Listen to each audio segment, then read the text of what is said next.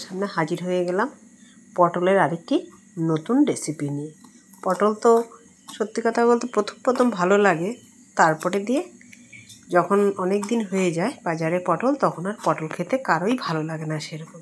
তাই পটলের তো পটল পোস্ত, পটল চিংড়ি, পটল ভর্তা, পটল ভাজা, পটল আলু পটলের তরকারি, অনেকেই অনেক কিছু খেয়ে থাকে, আমরাও খাই। কিন্তু সেগুলো খেতে খেতেও যখন আর ভালো লাগে না, তখন আবার আরেকটা নতুন রেসিপি তৈরি করে ফেললাম পটল দিয়ে। পটলকে অল্প অল্প করে ছুলে নিয়ে খোসা ফেলে পটলগুলোকে চিড়ে পটলগুলোকে ভালো করে ধুয়ে নিয়ে নিলাম। নিয়ে সেগুলো দিয়ে তৈরি করে ফেললাম আরেকটি নতুন রেসিপি, সর্ষে পটল। প্রথমে পটলগুলোকে নুন মাখিয়ে একটু রেখে দিলাম, কেননা নুন মাখিয়ে রাখলে পরে পটলটা একটু নরম হয়ে যায়, সিদ্ধ হয়ে যায় তাড়াতাড়ি, ভাজাও হয়ে যায় তাড়াতাড়ি। তাই পটলটাকে একটু নুন মাখিয়ে রেখে দিলাম। তারপর সেই পটলগুলো ভাজার জন্য একটা কড়াই বসিয়ে দিলাম। কিন্তু সে সর্ষে পটল করব, সর্ষে কাঁচা লঙ্কা দিয়ে একটু বেটে নিলাম। অল্প সর্ষে তো গ্রাইন্ডারে দিলে হবে না, তাই পাটায় দিয়ে বেটে নিলাম সর্ষেটা একটু মিহি করেই বাটতে হবে। নুন কাঁচা লঙ্কা গোলমরিচ দিয়ে সর্ষেটা বেটে নিলাম।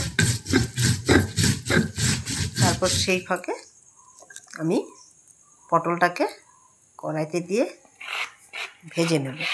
যে সর্ষেটা অলরেডি বাটা হয়ে গেছে, উনানে কড়াই বসিয়ে দিলাম, বসিয়ে পটলটাকে অল্প অল্প করে ভেজে নিলাম।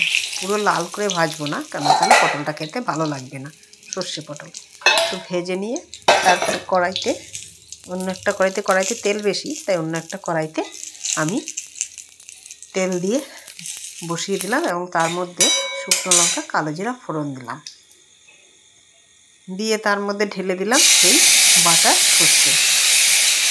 নুন হলুদ লঙ্কা কাঁচা লঙ্কা দিয়ে বাটা সেই সর্ষেটা সেই তেলের মধ্যে ঢেলে দিয়ে কষিয়ে নিলাম। কষাতে যখন এই সর্ষে থেকে তেলটা ছাড়িয়ে যাবে, তখন তার মধ্যে দিয়ে দেওয়া হবে পটলগুলো।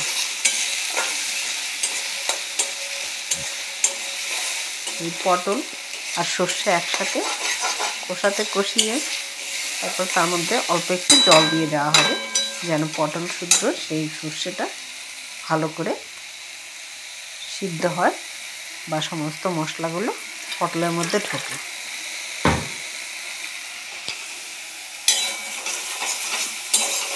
অলরেডি সর্ষেটা কষানো হয়ে গেছে, তার মধ্যে পটলটাও দিয়ে দিলাম। পটল আর সর্ষে ভালো করে কষিয়ে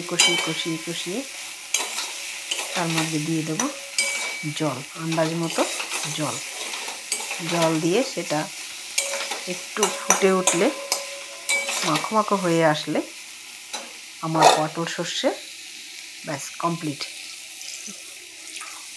এইভাবেই দিয়ে দিলাম আবার সেই জলটা পটলের মধ্যে দিয়ে একটু ঢাকা দিয়ে দেব, যেন জিনিসটা ভালো রকমভাবে ফুটে ওঠে।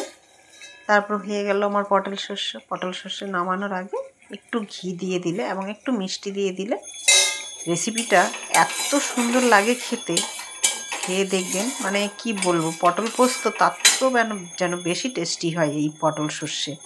ইলিশ সর্ষে খেয়ে দেখেছেন, এই পটল সর্ষেও খেয়ে দেখবেন ঠিক সেই রকমই টেস্টি খাবার। রেসিপিটি পছন্দ হলে লাইক কমেন্ট করতে ভুলবেন না বন্ধুরা। দেখুন কি সুন্দর হয়েছে পটল সর্ষে, দেখলেই খেতে ইচ্ছে করে। হলুদ যেমন সর্ষে ইলিশ হলুদ হয়, তেমনি এই পটল সর্ষেটা হলুদ হয়েছে, দেখলেই মনে হয় এক থালা ভাত খাওয়া হয়ে যাবে। রেসিপিটা করে দেখবেন, ট্রাই করে দেখবেন, খুব টেস্টি। লাইক কমেন্ট করতে ভুলবেন না বন্ধুরা।